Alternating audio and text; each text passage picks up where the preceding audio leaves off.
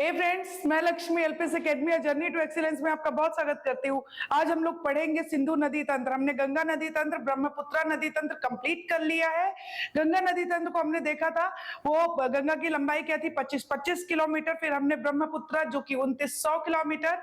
और अब विश्व की सबसे लंबी द्रोणियों में से एक नाम आता है सिंधु नदी तंत्र का, जिसको आज हम लोग पढ़ेंगे। इसकी लंबाई की बात करें तो 2880 किलोमीटर, 2880 किलोमीटर है। अगर हम सिंधु नदी की बात करें तो सिंधु नदी, आपको पता है सिंधु नदी जल समझौता 1960 में हुआ था, जिसमें से पश्चिम की 3 नदियों का 80% जल पाकिस्तान यूज करेगा और पूरब की 3 नदियों का 80% भारत यूज करेगा। नाम भी बता देती हूँ, पश्चिम की 3 नदियां सिंधु, झेलम, चेनाब, और पूरब की है रावी, व्यास, सतलज। ओके, अब हम एक एक करके आज क्या क्या कवर करेंगे। नदी तो पढ़ेंगे, इसकी सहायक नदियों को पढ़ेंगे, और साथ में हम इसके ऋग्वैदिक और आधुनिक नाम भी पढ़ते चलेंगे, ठीक है। और देखेंगे परियोजनाओं को, जैसे लिखा हुआ है भाखड़ा नांगल, जो कि बहुउद्देशीय परियोजना है और 226 मीटर इसकी हाइट है। और हरियाणा, हिमाचल प्रदेश, पंजाब और राजस्थान इससे लाभान्वित होते हैं। मैप बना हुआ है, ये रहा हिमाचल प्रदेश, ये रहा आपका पंजाब। हिमाचल में भाखड़ा है और नांगल है पंजाब में, ठीक है। व्यास और सतलज नदियां आपको दिख रही है, सतलज ये रही, आ रही है, कहां से निकलती है, राकसताल से निकलती है, ठीक है। और ये जो भाखड़ा बांध है, इससे इलेक्ट्रिसिटी जनरेट की जाती है, जबकि नांगल, जो नांगल है उससे इरिगेशन के लिए, मतलब सिंचाई के लिए यूज होता है, ठीक है। तो हम इनको भी देखेंगे, परियोजनाओं को देखेंगे। और आपको पता है नेहरू जी ने बांधों को क्या बोला है, आधुनिक भारत का मंदिर, है ना। चलिए स्टार्ट करते हैं। तो हमारा मैप हमेशा की तरह बन चुका है, एक एक करके पढ़ेंगे और साथ में मैप भी देखते चलेंगे। सिंधु नदी तंत्र, ओके, 2880 किलोमीटर, विश्व की सबसे लंबी नदी द्रोणियों में इसका भी नाम आता है, सबसे बड़ी है, नॉट लंबी, ओके। सिंधु नदी तंत्र उद्गम की बात करें, तिब्बत मानसरोवर झील के निकट चेमा युंगडुंग ग्लेशियर से इसका उद्गम होता है, पहली बात तो तिब्बत से होता है, ओके।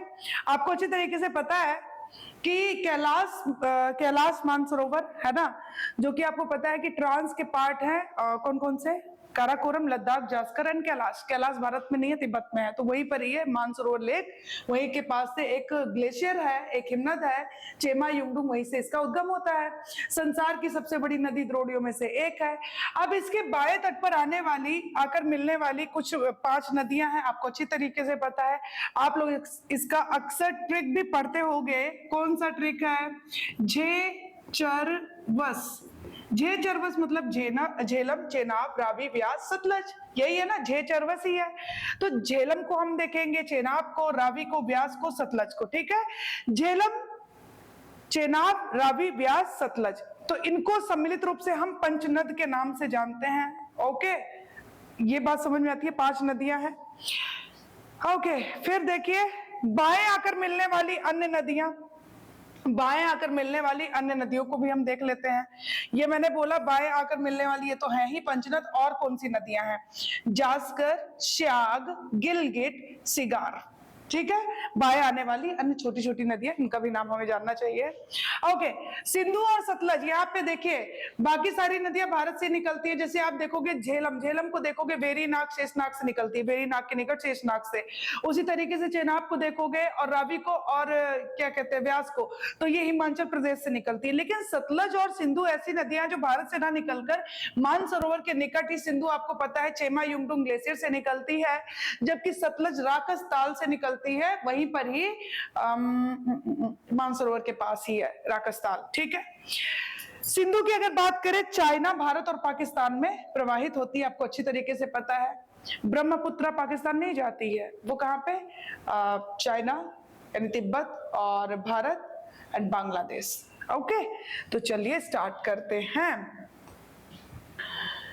ब्रह्मपुत्रा के, अच्छा एक चीज और देख लीजिए जरा, ब्रह्मपुत्रा के बाद दूसरी सबसे लंबी नदी, तो ये देखिए, हमें ये पता है गंगा 25 से ऊपर, देखिए सबसे ऊपर है 2900 किलोमीटर ब्रह्मपुत्रा, सिंधु 2880, तीसरे पे आती है गंगा, चौथे पे आती है आपकी सतलज, ठीक है। फिर आती है गोदावरी, गोदावरी कितनी है 1465 है। और फिर आती है यमुना, यमुना गंगा की सबसे लंबी सहायक नदी है, बल्कि लेकिन गोदावरी से छोटी है ना। गोदावरी प्रायद्वीपीय भारत की सबसे लंबी नदी है, बृहदगंगा बोलते हैं उसे। यमुना है 1385 किलोमीटर, ठीक है। तो दिमाग में रखिएगा। चलिए स्टार्ट करते हैं आप। तो अब हम लोग देख लेते हैं पहले, सबसे पहले कौन सी नदी है। जो मुख्य नदी है आपकी सिंधु है, ठीक है। ये उत्तर पश्चिम ओर, अभी हम मैप की तरफ बढ़ेंगे, उत्तर पश्चिम ओर बहती हुई हिमालय को काटकर दमचौक के निकट भारत में प्रवेश करती। तो इसमें क्या याद रखना है, दमचौक, पहली बात। दूसरी बात, Sindhu nude mountain, nude mountain कहां से आया अभी देखिए। न्यूड माउंटेन के उत्तर में लद्दाख श्रेणी को बुंजी, अब किसको काट रही है, लद्दाख श्रेणी को बुंजी नामक स्थान पर काटती है और 5181 मीटर का एक गॉर्ज का निर्माण करती है। ऑब्वियसली नदियां अपर्दन करती हैं, और ठीक है, और ये काट रही है, लगातार बह रही है, अभी तो है नहीं, ठीक है। ये पूर्ववर्ती नदी है, तो इसने गॉर्ज का निर्माण किया। अब ये जो न्यूड माउंटेन आया है, इसको नंगा पर्वत बोलते हैं। मैंने जब हिमालय पढ़ाया, आप लोग वीडियो नहीं देखोगे तो फिर ठीक नहीं है। यहाँ से मैं एक लाइन ड्रॉ कर रही हूँ, इसको लिख दे रही हूँ मैं सचर जोन। क्या लिख रही हूँ, सचर जोन। सचर जोन के उत्तर में ट्रांस हिमालय है, जो कि हिमालय से पुराना है, आपको अच्छे तरीके से पता है, यूरेशियन प्लेट का हिस्सा है। और नीचे इसके आ जाता है आपका हिमालय, ओके।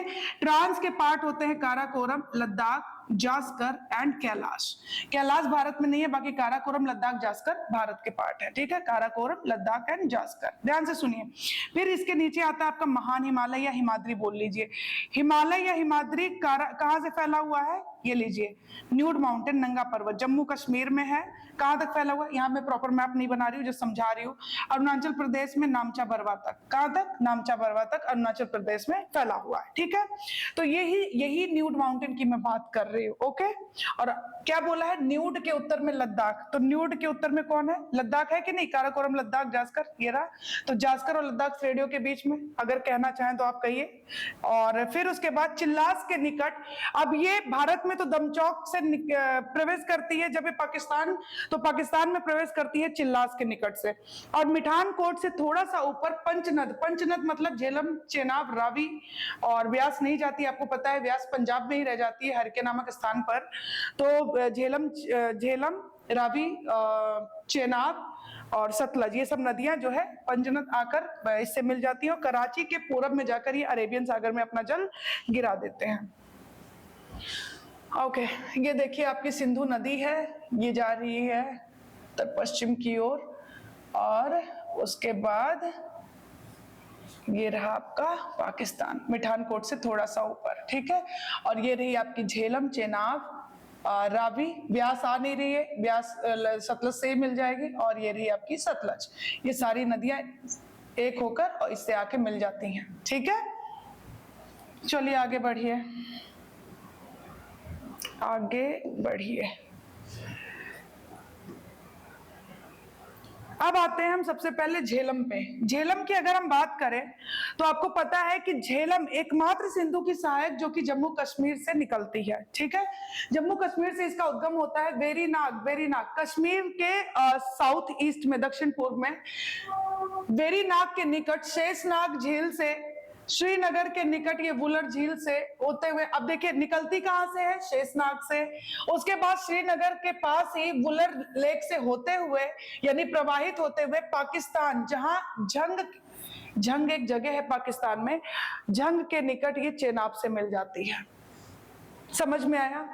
झेलम, वेरीनाग जो कि कश्मीर में साउथ ईस्ट में है, तो उसके निकट एक झील है शेषनाग झील, शेषनाग से इसका उद्गम होता है। उसके बाद ये श्रीनगर के निकट वुलर लेक जो है, वहां से होती हुई, मीठे पानी की लेक आपको पता है वुलर लेक, तो वहां से होते हुए पाकिस्तान में एक जगह है झंग, वहां से चेनाब से मिल जाती है, ओके। तो हम लोग एक बार देख लेते हैं चेनाब, झेलम को। ये रही झेलम, तो सीधा बोलिए कि मैम ये रहा आपका, ये रही झेलम। आ रही है, अलग कलर इसलिए यूज कर रही हूँ क्योंकि मिक्स हो जाएगा। और ये रही आपकी चेनाब, चेनाब से मिल गई, तो ये झंग जगह है या नहीं है, क्लियर। चले आगे। ओके, फिर उसके बाद आ जाइए, एक चीज और याद रखिएगा कि जब मंद कम होता है तो विसर्पण करने लगती है, और जम्मू कश्मीर में जगह अनंतनाग से लेके बारामूला तक नौकागम है, यानी नाव चलाने लायक वो जगह है। तो अनंतनाग से बारामूला, ये थोड़ा सा दिमाग में रखिएगा।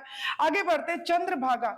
चंद्रा और भागा ये दो धाराएं हैं, दो सरिताएं। जिस तरीके से आपने देखा था भागीरथी और अलकनंदा मिलकर गंगा को निर्माण करती हैं, उसी तरीके से चंद्रा और भागा मिलकर चेनाब का निर्माण करती हैं। और ये जो चंद्रा और भागा है, चंद्रा और भागा ये दोनों के लौंग के निकट तंडी में मिलती हैं। तो कहां पे मिलती हैं? लौंग के निकट एक तंडी जगह है, वहां पर मिलती हैं, और फिर चेनाब का निर्माण हो जाता है।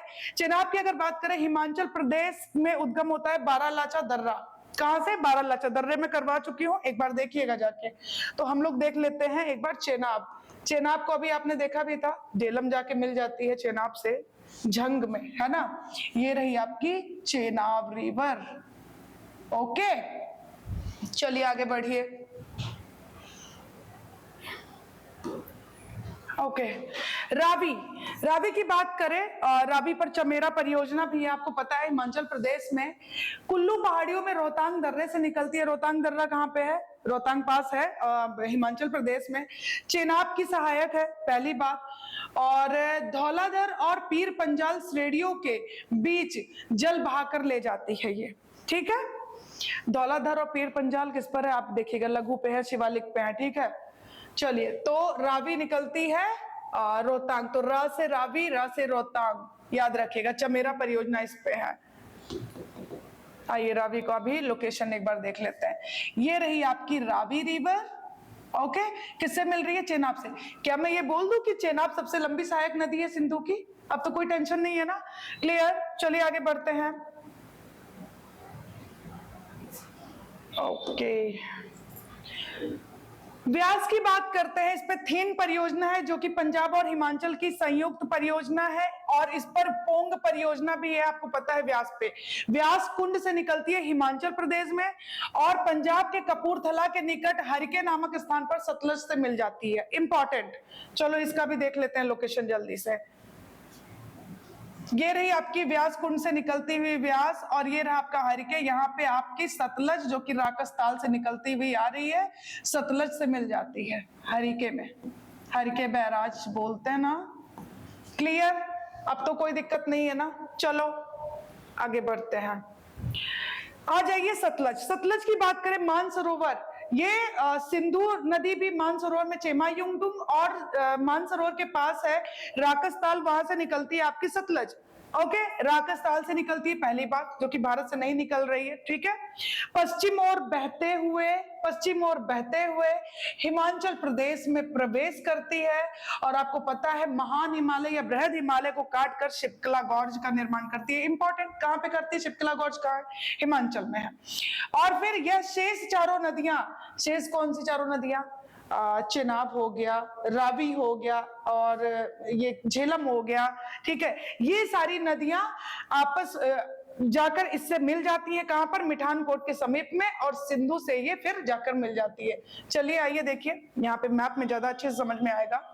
ये रही आपकी सतलज, जो कि निकल गई राकसताल से, पश्चिम ओर बहते हुए हिमाचल में बृहद को काट कर क्या करती है? निर्माण करती है गॉर्ज का, शिप्किला गॉर्ज। आगे बढ़ती हुई, और यहाँ पे क्या हो रहा है? आगे बढ़ी, जब ये आई तो ये शेष चेनाब नदी से मिलने वाली, ये झेलम, चेनाब, रावी, ठीक है, ये नदी आई और इससे मिल गई। कहां पे? मिठानकोट। और फिर उसके बाद ये जाकर पाकिस्तान में सिंधु से मिल जाती है। तो मेन रिवर तो ये है, सिंधु यही है ना। और ये रही आपकी सतलज। पहले सतलज से ये चारों नदियां आकर मिलेंगी, और सतलज फिर मिठानकोट में जाके सिंधु से मिलेगी। इतनी बात क्लियर हो गई क्या? और फिर उसके बाद सिंधु क्या करेगी? अरेबियन सागर में जल गिरा देती है। मुहाना कहां पे है? अरेबियन सागर में, क्लियर। चलिए ओके, अब थोड़ा सा बांध को भी देख लेते हैं, इंपॉर्टेंट है बहुत। देखिए, सतलज, सतलज पर नाथपा झाकरी बांध है जो कि हिमाचल प्रदेश में है। व्यास और सतलज के संगम पर ये इंदिरा गांधी परियोजना है, बहुत ही इंपॉर्टेंट है, भारत की सबसे लंबी नहर है। और इसी के कारण, इसी की देन है कि राजस्थान का गंगानगर जो है वो हरित क्रांति का क्षेत्र बन गया और नहर की जो मुख्य धारा है वो जैसलमेर जो डिस्ट्रिक्ट है यानी कि जो जिला है वहां तक जाती है। ओके, फिर उसके बाद देखिए चेनाब पर सलाल परियोजना है, बगलीहार परियोजना है, दुल्हस्ती परियोजना है। इंपॉर्टेंट, चेनाब रिवर पर सलाल, बगलीहार और दुल्हस्ती। और चेनाब क्या है? सिंधु की सबसे लंबी सहायक नदी है। फिर आ जाइए झेलम पर, झेलम पर है तुलबुल परियोजना और उरी परियोजना। उरी परियोजना जम्मू कश्मीर में बारामूला आपको दिख रहा है जिला ना, वहां पर है उरी परियोजना। तो अब एक और चीज ध्यान रखिए कि ये जो परियोजनाएं हैं इसको आप पढ़िए नहीं, इसको लिखिए और बार बार देखते रहिए क्योंकि यहाँ से क्वेश्चन बहुत आते हैं। परियोजनाएं बहुत इंपॉर्टेंट है। चलिए यहाँ पे थोड़ा सा और हिस्ट्री को ही इससे कनेक्ट कर लेते हैं, अच्छा रहेगा। ओके, ऋग्वैदिक काल, ऋग्वैदिक काल 1500 से 1000 और 1000 आपको अच्छी तरीके से पता है। 1000 में क्या होता है? उत्तर वैदिक काल, क्योंकि लोहे के प्रमाण मिलते हैं त्रिंजी खेड़ा एटा से। ठीक है, ऋग्वेद में लोहे के प्रमाण नहीं है। ठीक है, ऋग्वैदिक काल में, सॉरी, 1500 से 1000 बीसी का है और 1000 से आपका उत्तर वैदिक शुरू हो जाता है, 1000 से 600 तक। ठीक है, अब इसमें मैं क्यों बता रही हूँ, ये जो नदियां हमने पढ़ा है तो ऋग्वैदिक काल में इनके क्या नाम थे, आधुनिक क्या नाम है, तो यहां से क्वेश्चन बहुत आते हैं, यहीं पे देख लेते हैं। देखिए सबसे पहले देखिए कुबू, कुबू को अभी क्या बोलते हैं? कुर्रम, अफगानिस्तान की नदियां हैं। कुबा को काबुल बोलते हैं और सदा नीरा को गंडक बोलते हैं, गोमती को गोमल बोलते हैं और सरस्वती को घग्गर बोलते हैं। अभी सबसे पवित्र नदी थी ऋग्वैदिक पीरियड में सरस्वती। बितस्ता अभी आप झेलम बोलोगे, अस्किनी को चेनाब बोलोगे, परुष्णी को रावी बोलोगे, बिपाशा व्यास एंड सतुद्री सतलज। तो ये आपको पता होना चाहिए, ऋग्वैदिक और आधुनिक नाम है, बहुत ही ज्यादा इंपॉर्टेंट है। ओके,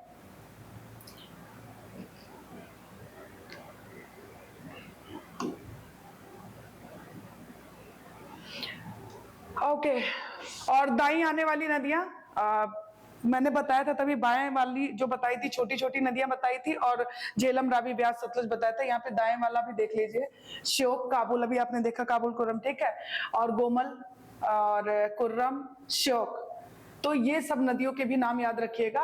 ये पूछ सकता है दाहिने पर आने वाली सहायक नदियों के नाम, श्योक, काबुल, गोमल, कुर्रम एंड ये जो श्योक है ये काराकोरम, काराकोरम के पास जो ग्लेशियर्स है आपको पता है, हिस्पर, बियाफो, बाल्टोरा, सियाचिन, ये सब है। तो यहाँ पे काराकोरम में जो ग्लेशियर है वहां से बहती है श्योक नदी, तो इसको याद रखिएगा, जो कि दाहिने आकर मिलती है। ठीक है, और लेह जो है सिंधु के बाएं तट पर, अब ये सिंधु जा रही है तो बाया इधर हुआ ना, ये बाएं तट पर स्थित है, ये भी याद रखिएगा, कई बार पूछ लेता है किधर है, तो बाएं है। लोकेशन का ध्यान होना बहुत जरूरी है, लोकेशन नहीं पता है तो कोई मतलब नहीं है पढ़ने का। तो मिलते हैं फिर नेक्स्ट वीडियो में, उम्मीद करती हूँ कि आपको वीडियो अच्छा लगेगा और खूब पढ़िए, खूब खुश रहिए। Thank you so much.